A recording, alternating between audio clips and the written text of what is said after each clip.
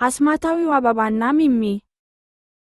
በአንድ ቆንጆ መንደር ውስጥ አሰተር የምትባል ደስተኛ ሴት ልጅ ትኖር ነበር። አንድ ቀን በአትክልት ስፍራው ውስጥ ስትጫወት መሬት ላይ የሚለጭ አንድ ትንሽ የብር ቀለም ያለው ዘር አገኘች።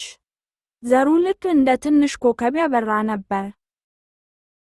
አሰተር ዘሩን ወስዳ መሬት ላይ ተከለችው። ከዚያም በትንሽ ማሰሮዋ ቀዝቃዛ ውሃ ጠጣችው። ቶሎ በቀልልኝ ብላ በሹክሹክታ ተናገረች። በሚቀጥለው ቀን ጠዋት አሰተር ወደ አትክልቱ ስፍራ ስትሮጥ የሚገርም ነገር አየች። ከዘሩ ላይ የሚያምር ረዥምና ሰማያዊ አበባ በቅሏል። አበባው እንደ ሰማይ ሰማያዊ ነበር። ይህ አበባ ተራ አበባ አልነበረም። የብርሃን ጨረር ይረጭ ነበር። አሰተር አበባውን በቀስታ ስትነካው አበባው ደስ የሚል የሙዚቃ ድምጽ ያወጣ ጀመር። ድንገት አሰተር የቅርብ ጓደኛዋ የሆነችው ትንሿ ድመቷ ሚሚ እንደጠፋች አስተዋለች። ሚሚ የት ነሽ ብላ በየቦታው ፈለገቻት፣ ግን ሚሚ የለችም።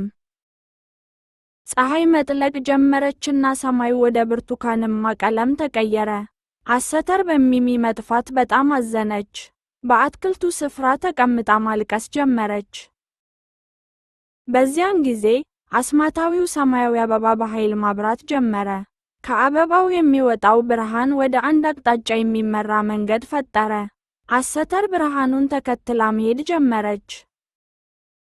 አሰተር ብርሃኑን ተከትላ ወደ ትልቁ የሮዝ አበባ ቁጥቋጦ ሄደች።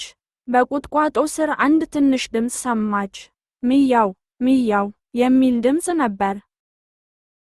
ቁጥቋጦውን ገለጥ ስታደርግ ሚሚ እዚያ ተኝታ አገኘቻት። ትንሿ ድመት በቁጥቋጦ ውስጥ ተኝታ ኖሮ መውጫው ጠፍቷት ነበር። አሰተር ሚሚን አቅፋ ስማት። አሰተርና ሚሚ ወደ ቤታቸው ተመለሱ። አስማታዊው አበባ አሁንም በጨለማው ውስጥ እንደ መብራት ያበራ ነበር።